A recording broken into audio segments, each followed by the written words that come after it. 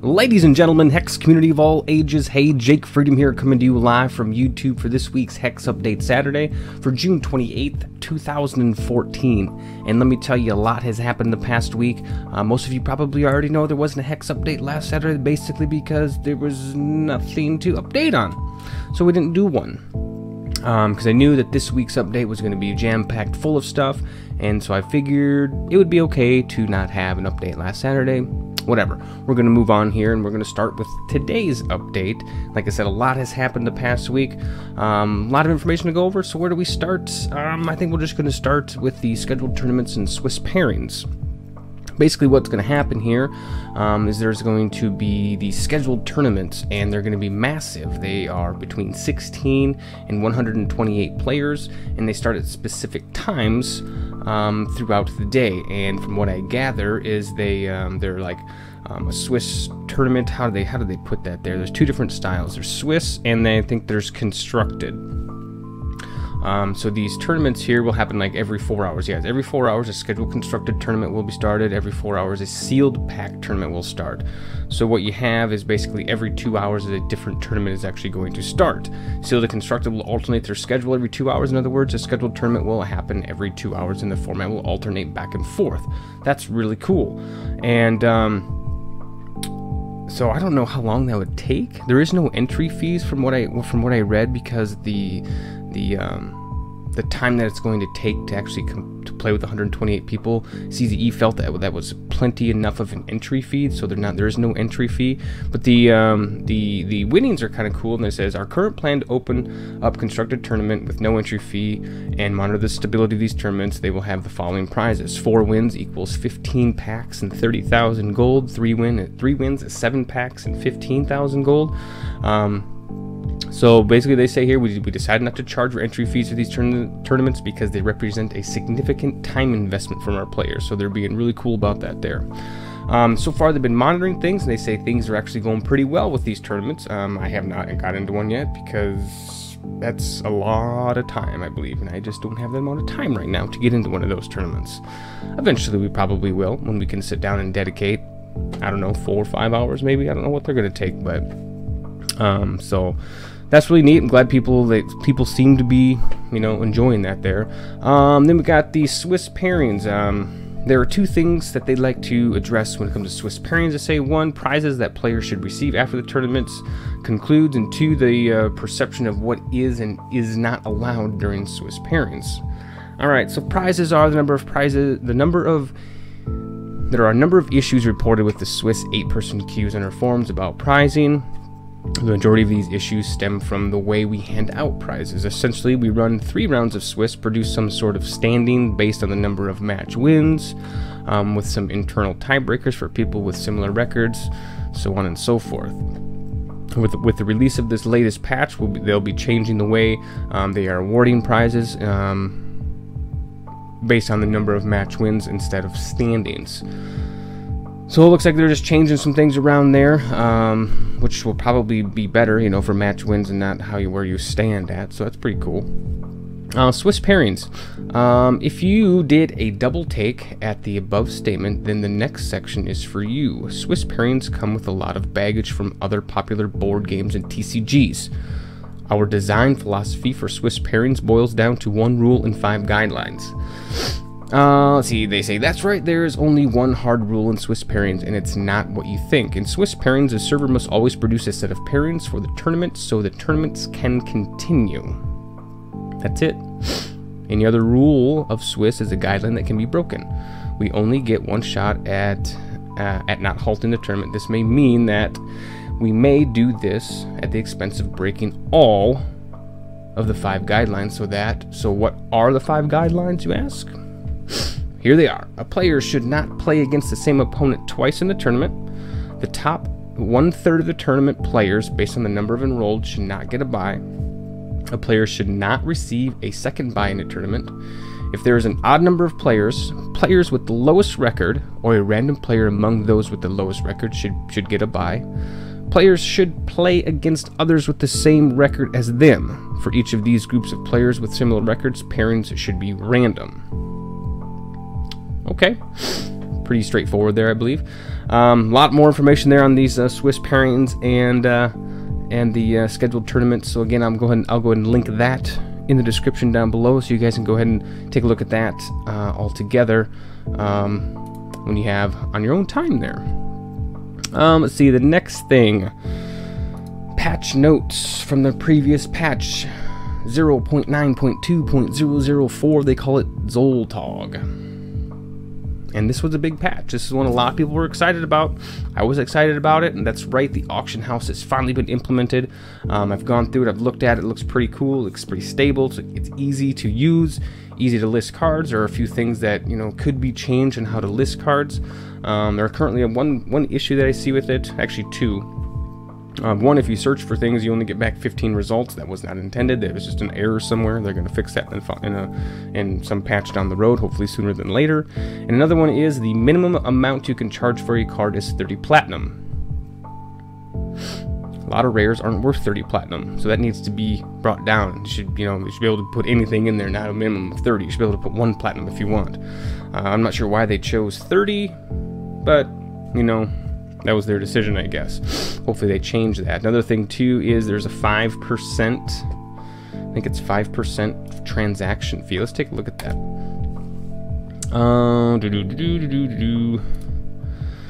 Okay, completed auction fee, 5% of the final sale. So, you know, I don't know why there has to be an auction fee, but maybe they have changed this so you can put in whatever you want here. So you can start your price out at anything you want. It doesn't have to be 30. So that's good. They fixed that already. So that's fine with me. So yeah, the 5% fee, I don't know. I don't like that. So whatever. I don't know what that's going to do for them. I mean, it's platinum, I guess. I mean, they're going to turn around and sell it somehow. I mean, where does the fee go? I mean, is there some virtual platinum bank that they can just keep, or I'd be curious to see what they do with that 5%.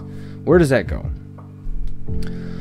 So let's just look at the auction house real quick here. Let's take a look at some buy, and you know, nothing comes up. You actually have to search for it, so you can search for it by the color. You can search for, you know, what kind of currencies you want to pay for it. You can search for by rarity. You can search for alternate art. You can search for buyout cards only. So if we just leave everything as it is right now and we click search, we'll get 15 adamantine scriveners, since that's the first card that it pulls out. So if we want to just search for blood, you click on blood, click search. So it's pretty straightforward. You know, you can type in obviously stuff too. Let's do vampire kings. Some of them are pretty expensive. I mean, this one here, 349,998 gold for a Vampire King. Other ones here are 2,000 platinum, 1,900 platinum, 1,850. You know, I don't know if they're selling for that. It'd be nice to know what people are actually selling, what they're actually getting out of these things. It's tough. That's the thing that's tough with the auction house, is you see what stuff is listed for, but is it actually being sold for that? I don't know if there's ever going to be a report that we can look at, or some type of monthly thing. I doubt it. You know, what cards actually sold for, so we'll never actually know what people are actually getting out of them, other than what it's being listed for. Oh well. So that's the Vampire King. What's the other one? The Angel of Dawn. I hear that's it's not in blood though. Angel of Dawn. Okay, that's going for, this one here is 10,000 platinum, 2,200, 2,000, 2,000. So it looks like, you know, the top cards, I believe, I don't know if these are the top cards, I believe they're probably the top cards, you know, going right around the 2,000 to 2,500 platinum. Some people want way more. Again, this guy here, he wants 300,000 gold.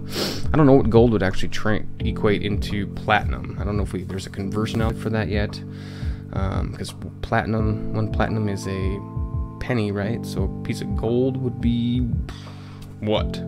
So it's 300,000 gold. Is that like 3,000 platinum? Is it 30,000 platinum? Nobody knows. Maybe somebody does. Maybe somebody can let me know what that actually is. So yeah, the auction house is good. You can search for packs. Let's get that out of there. Let's see what people are selling packs for. Booster packs. Set 1, 40,000 gold, 20,000 gold. Looks pretty standard there. I don't know if I'd pay 40,000 gold for a pack, but again, you know, I don't know. Let's see what primal packs are going for. Primal packs are going for 14 and a half, 1,500, you know, somewhere right around there. So that's, you know, 14 bucks. Is that $14.50 for a primal pack? When they there was a discussion a while back on the forums that people were talking about, you know, what primal packs are actually going to go for, and I think I had said somewhere right around, you know, $20 to $30. I wasn't too far off, you know, 15 bucks here, you know, so $5 is still quite a ways, but so yeah, it's kind of nice to see that they're not, you know, insanely high. You know, people don't want 30 bucks or 40 bucks for them, you know, because I put, you know, when I said 20 to 30 bucks, 30 bucks was on the extreme high side. So it's nice to see that they're, you know, right there at that $14.50, $15 mark. So again, we don't know if people are getting that, but would you be willing to pay $14.50 for a primal pack? I don't know. I don't know if I would or not. I guess if I was desperate, you know, if I'd only needed a few more rares or legendary cards to fill out my set, maybe I would, you know. It's tough to say. Stash items. Search for these. I don't really know a whole lot of what stash items there are yet. I haven't got a whole lot other than some mercenaries, but so I can't really search for them. I think they have this Windborn Acolyte thing, like I have 4 or 5 of those. That's really the only thing I have. Aqua Mask, I'm not really sure. What is that? You know, is that a mercenary? Is that probably is. It looks like it might be. So I don't know. See here, the other thing, stash items, they should be able to have chests in here. I haven't been able to see if you can actually, I haven't found if you can sell a chest. If you search for treasure, nothing is returned, I don't think. Yeah, no treasure. Chest. Yeah, so I'm not sure if you can sell the chests yet or not, but maybe you will. I thought you were supposed to be able to. So, but all in all, the auction house is actually done pretty well, and I knew that they were going to take their time on it to make sure it was right, because you did not want to come in here and you didn't want to sell cards and then have things go wrong, because then you're not going to trust the system to put your cards in here, and you know, you don't want currency or the platinum flying around and maybe lose some. So they wanted to get it right out of the box, and I think they did a damn good job for the first version of it to make sure it works solid for us all. So I'm excited about that. Let's see, the other thing that they rolled out were starter trials. Starter trials are kind of a different, and it's a really good, unique way to get new people to get engaged in the game without having to, you know, play somebody else if they have very, you know, little to no experience with the game at all. And basically, is you can take your starter deck and you can pull up these starter trials. I haven't done it yet, but you play starter trial, and basically you use your starter deck, and then as the game progresses, the AI gets more difficult as you win more. So starter trials, you can now challenge AI to a series of games with your starter deck and improve them along the way by earning new cards. So that supposedly, from what I understand, is, you know, you start out the game 1, if you keep winning, it gets harder and harder, and then you are rewarded with different cards for that particular deck, or just cards in general. So that's a really neat way to get new people involved without having to spend a whole lot of money to get a decent deck constructed or built, you know, so they can just get this free deck. So everybody gets a free deck, and then they can just play and enjoy the game without having to mess around too much with trying to build one. And they said we already talked about the scheduled tournaments. They're very large. I'll put that, you know, like I said, I'll put all that in the description down below there, so you guys can go through this and read this when you have some time, so I don't take up too much of your time. Oh, let's see here. So they talk about tournaments, some general stuff. They resolved a number of layering issues with the UI. Players should no longer lose whispers. Mail text is no longer limited to 14 lines. Players should no longer lose the priority bar. Games should no longer get stuck in the infinite mulligan loop. I've had that happen a couple times. You can now redeem Gen Con 2013 codes. I don't have one, so if you do, there you go. You can redeem them. A couple gameplay things. Swift Strike should no longer ever cause a troop to deal damage twice or no times at all. Okay. Corrupted Harvester no longer keeps the be blocked ability through transformation. There's a couple of things here. Spell Shield will no longer remove effects added to cards before Spell Shield has been applied. A few things there. They're just going over some different gameplay stuff, and they got some known issues. If you disconnect during a start or trial game, you may not have your progress saved. Searching for cards. Searching for card text in My Bids in the auction house does not currently work. The clickable area in the inventory stash is too small in 1920 by 1080 resolution, but it is there. PvE cards currently only show up in the stash items filter in the auction house. Blood Orb of Deception does not activate correctly, and the search results only return 15 results. So that's that update. That's the patch right there. Again, I'll link that into the description so you guys can take a look at that. The next update is just on the auction house itself. This was released yesterday. That's actually not an update to the game. It's just saying, hey, what's going on? And CZE says, hi, Hexers. We successfully launched a patch last week that included some quality of life updates as well as multiple new features. Let's take a look and see how things are running. This is really long. I'm just going to touch on a couple of this stuff here.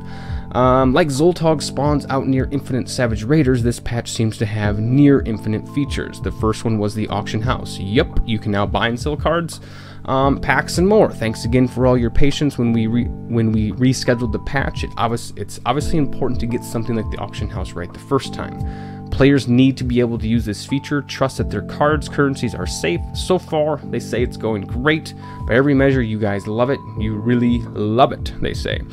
If you've been looking for a few specific cards or are hoping to cash in on some of your existing cards for Draft Platinum, now's the time to log in. Of course, we aren't done yet.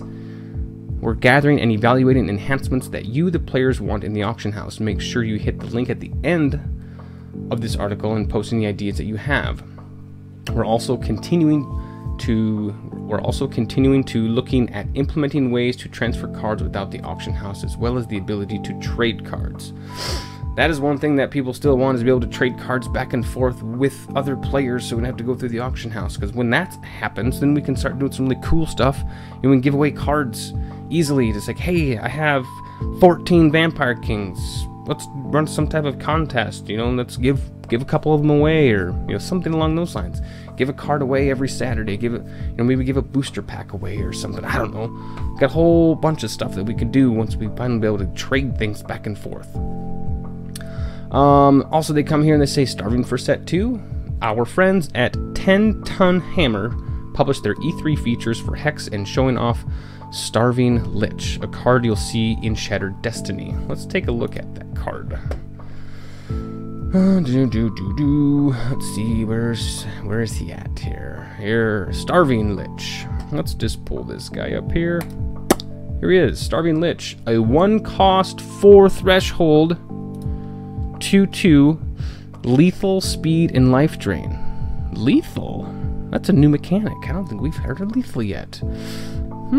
Starving Lich is a card in upcoming set 2 in HEX, the online trading card game. The card we have showcased here, Starving Lich. He is he tired? He flew in all the way from Seattle. Funny jokes aside, this is a really exciting card we're going to take a look at. Lethal. Honestly, have no clue. Probably is lethal. I've done some extensive research, and it seems to be a new keyword in set 2. Yes, it is for sure. That'll be interesting. Since this guy is 4 threshold, he's only a 1 cost. Let's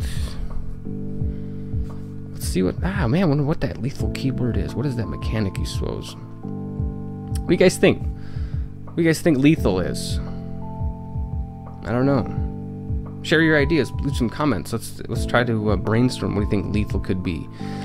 Is it when he hits, he kills the other person, the other troop? I don't think lethal would be if you can hit. If you can hit the champions, can be lethal. Maybe if he's able to land an attack that's lethal. I don't know. It'd be interesting to find out what that actually is there. Let's see here. CZE has put out a deck building video on YouTube there, so if you are a new player, you know, and you want some tips on how to build a deck, you can take a look at that, and I will obviously put this in the description below so everybody can do this. That's that update there. So like I said, a lot of stuff has happened. this past week, and it's all exciting stuff. Now last week, like I said, we didn't do an update. Basically what they talked about was HEX update rewards. You know, the next patch they're talking about new rewards for alpha players. Also, Slacker backers have been waiting for their second starter deck for some time. We appreciate your patience. In recognition of that, we'll make this simple as possible. We're going to grant every Slacker backer account 1,000 platinum. So if you are a Slacker backer, you noticed when you logged in you had an additional 1,000 platinum. Once platinum can be traded, I'll take that 1,000 platinum from my other account, transfer it to my primary account, and call it good. So that's basically what last week was all about, which is why I didn't do an update. So other than that, I think that about covers it. I don't see anything really too new in here, other than obviously the auction house. The store is still basically the same. You know, opening packs is still the same. We still can't roll chests. I don't see. Let's take a look at the card manager. See anything news in here. Take a look at our inventory stash. Still all basically the same. So is the chests, mercenaries, equipment. Cards load really slow for some reason now. I don't know if you guys have noticed that too, but for me they just load awfully slow.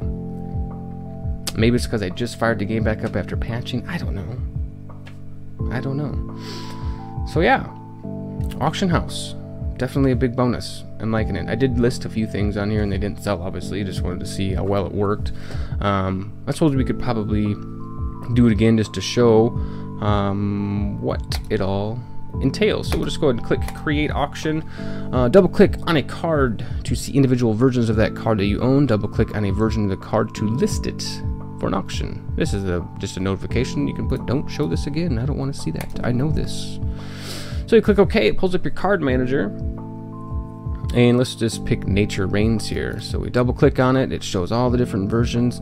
One thing I don't understand is what this little green triangle thing is. It's only on one of the cards. I don't know what that means, what it's for. Maybe this one I have selected. No. So then double click on this card again. Card in the deck auction will be create invalid decks. Card is in a deck. Maybe that's what that little guy means. I bet you that's what that little triangle means, is that it say, hey, this card is in a deck here, so let's cancel that. Let's pick this one. Yes, okay. That little triangle means that card is being used. Simple enough. All right, so we double click on the card again. Maybe is it 3 platinum is a minimum? I don't know. Nature Reigns, he's kind of a piece of junk. So we'll just do gold. I'm not gonna put platinum, obviously. We'll just do like 500 gold. I don't know. Obviously, that's probably way too much, but actually, no, we'll start him at 100 gold, and we'll list him for 12 hours. I doubt he'll sell. So you do all that. You fill that stuff out. You click create auction, and it says your Nature Reigns is listed. So click confirm, and then under my listings you have him listed there. And obviously under my bids, if I was bidding anything, this would show up there, and we actually have the buy tab. So pretty straightforward stuff, I think. Hopefully everybody enjoys that. I know I will. It's always fun trying to find the best deal, search things out. I'm sure people will have videos on how to build the cheapest deck, the most expensive deck through the auction house. Hopefully some card prices aren't too terribly ridiculous. I don't know, paying what was that again? What's Vampire going for? Vampire King going for 20 bucks. I'm not gonna pay $20 for a card, I don't think.